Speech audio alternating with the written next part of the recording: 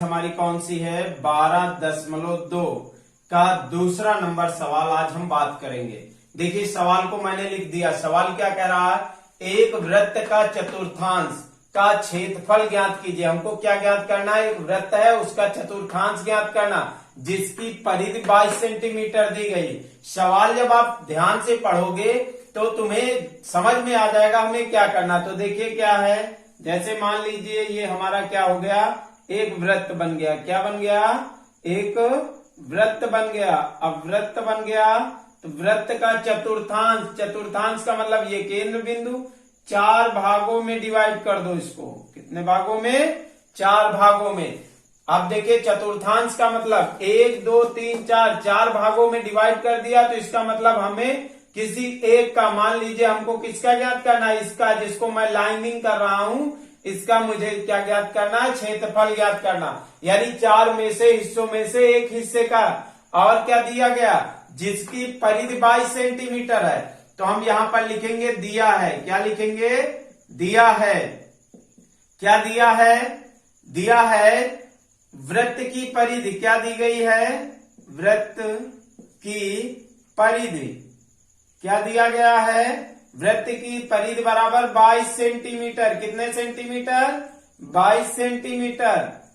तो 22 सेंटीमीटर लिख दिया। उसके बाद हमको ज्ञात क्या करना है, वृत्त का चतुर्थांश। चतुर्थांश अब ये ज्ञात करना है तो इसको क्वेश्चन मार्क कर देंगे। अब हमारा जो सवाल कह रहा था मैंने दिया है, मैं पूरा लिख दिया। अब इसी के अकॉर्डिंग देखिए हम लिखेंगे वृत्त की परिधि बराबर कितना सेंटीमीटर है, 22। अब परिधि का सूत्र तुम्हें ज्ञात होना चाहिए। तो परिधि का सूत्र क्या होता है, परिधि का सूत्र जो वृत्त की परिधि होती है उसका सूत्र होता है 2 पाई आर। तो यहां पे क्या लिख देंगे इधर, 2 पाई आर इक्वल टू कितना, 22। अब यहां पर क्या करेंगे, यहां पर लिखेंगे 2 गुणित 22/7, पाई का मान गुणित आर बराबर इधर कितना हो जाएगा, 22। अब क्या करेंगे, हमको आर का मान ज्ञात करना है तो इसको उस पार ले जाएंगे। तो आर का मान ज्ञात करना तो 22 को वैसे उतार देंगे। जो बटे में है ये कहाँ आ जाएगा, गुणे में। और जो यहाँ गुणे में है वो क्या आ जाएगा, बटे में आ जाएगा। तो 22 इक्कम 22, 22 इक्कम 22। तो ये हमारा आर बराबर क्या आ गया, 7/2 सेंटीमीटर। यानी हमारी इस वृत्त की त्रिज्या, यानी ये यहां से लेकर के यहां तक की दूरी कितनी निकल आई, 7/2 सेंटीमीटर। कितनी निकल आई, 7/2 सेंटीमीटर। जब हमारी क्या निकल आई, वृत्त की त्रिज्या निकल आई, तो अब हमको वृत्त का चतुर्थांश ज्ञात करना है। समझ में आ गया हमने क्या किया, पुनः एक बार देख लीजिए। सवाल में दिया है वृत्त की परिधि कितने सेंटीमीटर, 22 सेंटीमीटर। क्या ज्ञात करना है, वृत्त का चतुर्थांश ज्ञात करना है, यानी ये अंश जिसको मैंने लाइनिंग में कर दिया। उसके बाद वृत्त की परिधि का सूत्र क्या होता है, 2 पाई आर। तो यहां पर हमने 2 पाई आर इक्वल टू कितना लिख दिया, 22 यानी 22। फिर 2 और पाई का मान कितना होता है, 22/7 और गुणित आर बराबर कितना, 22 यानी 22 लिख दिया। अब हमको किसका मान ज्ञात करना, इस आर का मान ज्ञात करना। तो इस आर को वैसे ही उतार दिया। अब इस आर को जब वैसे ही उतार दिया तो यहाँ पर 7 बटे में है तो इधर गुणा में आ जाएगा, और ये गुणा में है तो बटे में आ जाएंगे। 22 में 22 को काट दिया। अब क्या बचा, 7/2 बचा। अब आर हमारी जो त्रिज्या है वो कितनी निकल आई, 7/2। अब हमको क्या निकालना है, वृत्त का चतुर्थांश। तो इस तरफ लगा लेते हैं, इसी में आ जाएगा। तो लिखेंगे वृत्त का चतुर्थांश, छोटा छोटा लिख रहा है, समझ में आ जाएगा। चतुर्थांश इक्वल टू क्या होता है, वृत्त का चतुर्थांश लिखना है। तो चतुर्थांश का सूत्र क्या होता है, बात सवाल से ही समझ में आ जानी चाहिए। देखिए चतुर्थांश इसका मतलब चौथा हिस्सा।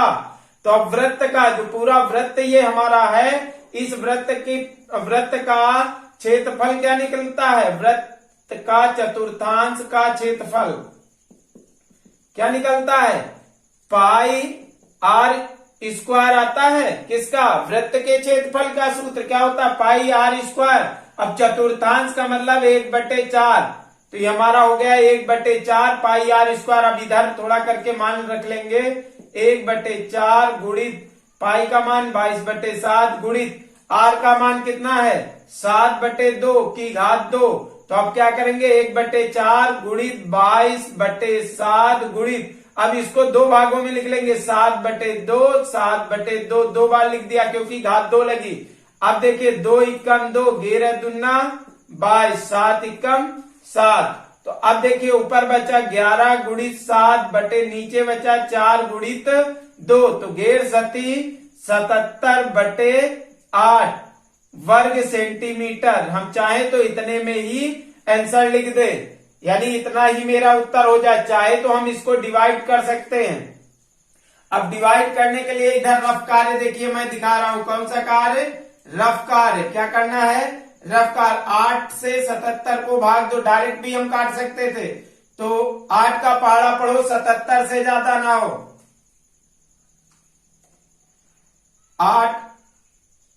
8 नया 72, कितना 8 नवा 72, कितना आ गया 5, 7 कट गया।